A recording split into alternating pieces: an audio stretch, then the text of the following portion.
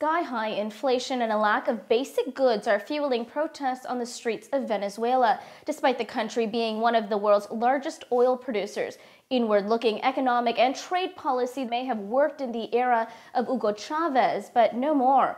Though these protests have focused on his successor, President Nicolás Maduro, the legacy of Latin America's most influential political leaders continues to loom large even past his death. Now, one of the most high-profile figures in the Venezuelan opposition is Diego Arria. Joining me now. Diego, it's been 15 years since the opposition has even had a chance to sit down with the government. Wouldn't you call this a watershed moment? This define it as a very worrisome event, because in a way the opposition today is much grander and larger than what is represented by the political parties who sat together with Mr. Maduro. Actually, the political parties have been overwhelmed and surpassed by the student leaders and the young people of the country. It's very worrisome because it gives the image that something may come out of this beneficial to the country.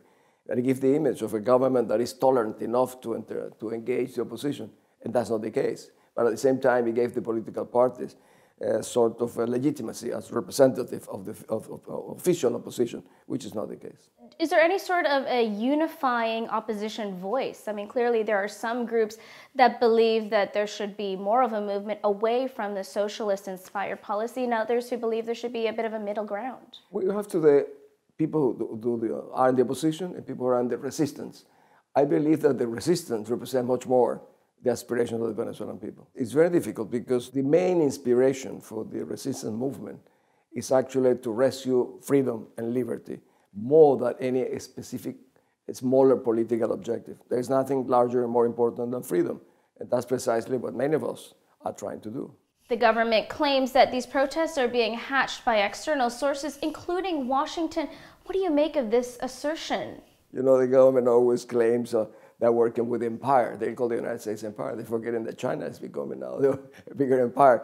No, not at all. The problem is that after 15 years, they cannot assign more responsibilities to previous administration, now that they have found Washington, even though it's only thanks to the United States that the only income that we have today for the government is coming from the United States. How politically and economically destabilizing have these protests been for Latin America? Not for Latin America in general, but for Venezuela, they are not only happening now, they will continue. They will never be stopped. Why? Because who are the ones who are leading it? The young people. Why? Because young people realize that the future is at stake today, not tomorrow.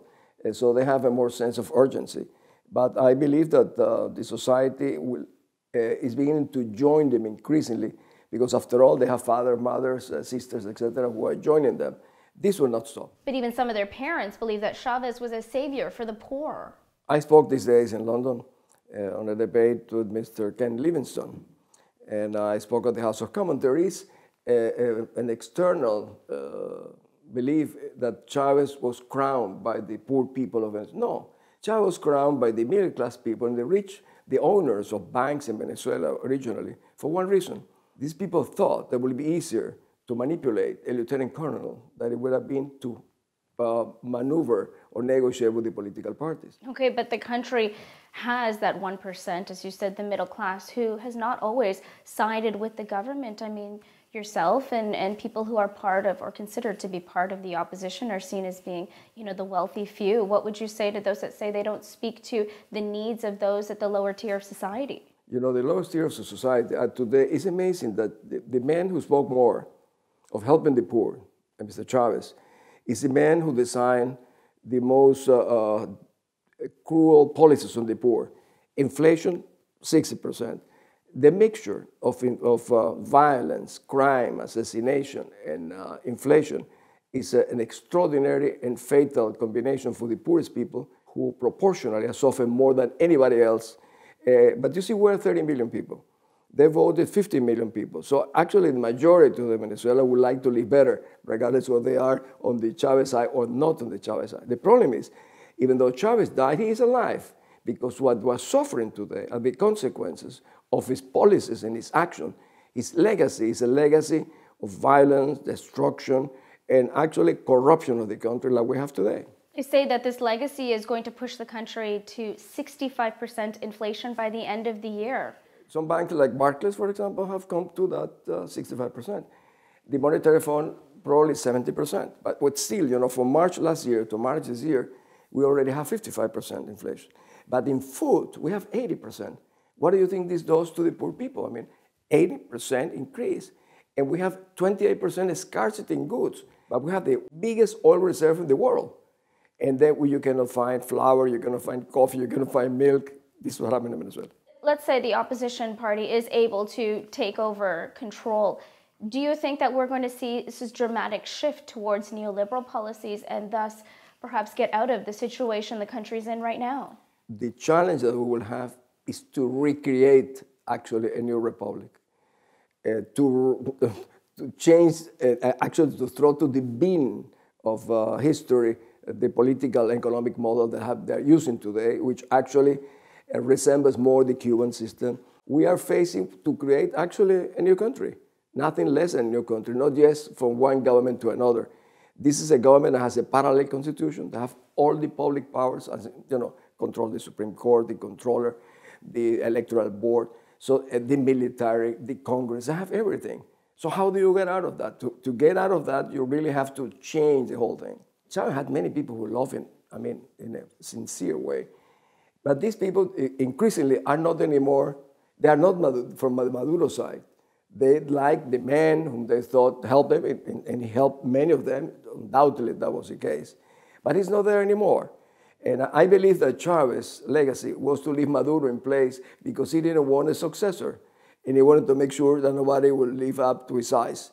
And that's what we're facing today. You have to give him some credit for saying that he wants to reform the country. He's created this three-pronged economic offensive, forcing an increase in production, eradicating scarcity, and controlling speculation. Do you think that's effective in any way? Is it just window dressing for a larger issue? Well, it's just a lie. I mean, for example, we have today, not only the inflation they're talking, scarcity, we have the most corrupt political system in the Venezuelan history. The central bank and the Minister of Finance acknowledged that last year $25 billion left the country unaccountable. We have less foreign investment than anybody else, even less than Haiti. Colombia, for example, has 6 or 7 times more foreign investment than us. Why? Because they are trustful, people have confidence in the country, they know what's going to happen eventually. In ours, these people expropriate, confiscate, they all the time associating Venezuela to the worst regimes in the world, to North Korea, before Saddam Hussein, with Cuba. I mean, they have become a pariah state from many points of view in the international community. So you have no faith that Maduro can govern within a coalition? No, I think this government is in a terminal stage. I think that the man at the head has already collapsed. He has collapsed before the eyes of most of his followers, before the eyes of the armed forces, before the eyes of the international community. And this regime will not be able to recuperate. There is no revolution when you don't have students and workers, and they don't have them. If it's inevitable the government's going to crumble, who's going to bring it down? Who's going to bring it down? Themselves.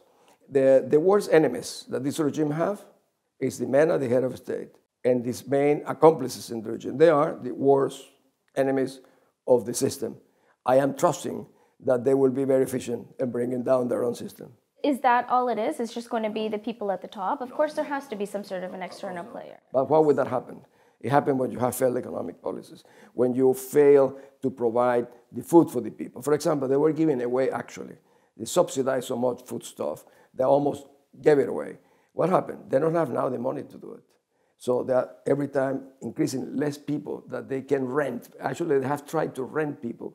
They don't want people to be free, really. They don't want to have a free reign. Latin American neighbors are calling for some sort of a change at this point. How effective is that going to be in bringing about what you've been discussing?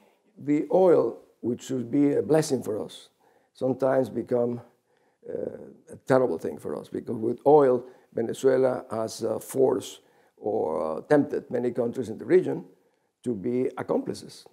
Colombia has been, since Santos been in. Brazil has been the biggest accomplice of Venezuela. So they accommodate them. The only country in the whole region who has expressed a real concern for Venezuela was Panama, one of the smallest countries in the region. The rest, no, because they sell us. We import everything. I told you in the beginning, the only income that we have to in cash is from the United States. And we're only exporting to them half of what we used to export 14 years ago. Why? Because they keep talking against the empire.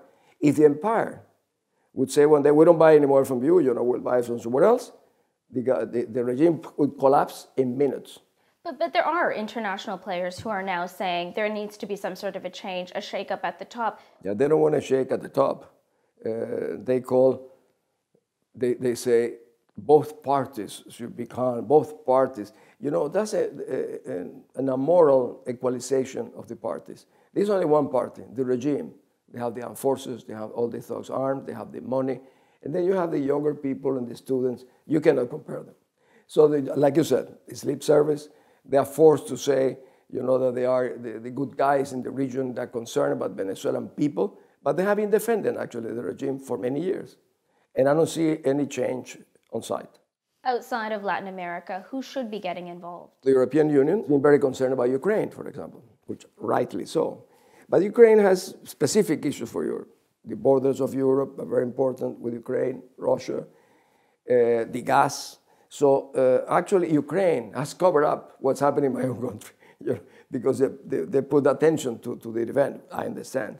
So even when we are beginning to have victims, they cannot compete with this international crisis. For example, sanctions not to the country, sanctions to leaders of the regime.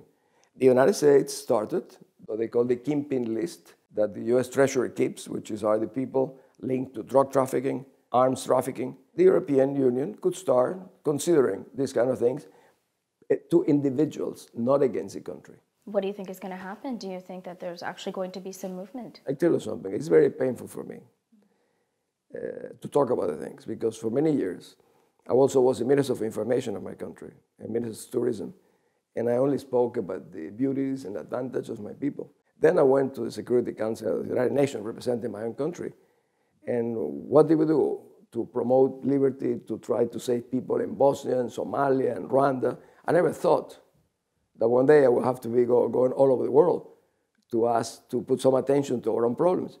And I understand the international community waits until they kill 200,000 Bosnians and rape 20,000 women, or kill 500,000 people in Rwanda, or 2 million in Congo, and then to intervene. So they see us as a minor issue. But if there is a responsibility, there's a policy called the responsibility to protect, which is to anticipate and to prevent. We are precisely at that stage where the world should take a closer look to my country. That is potentially very important for the stability of the whole region. Okay, well, thank you so much for joining us today, Ambassador. Thank you. Thank you so much.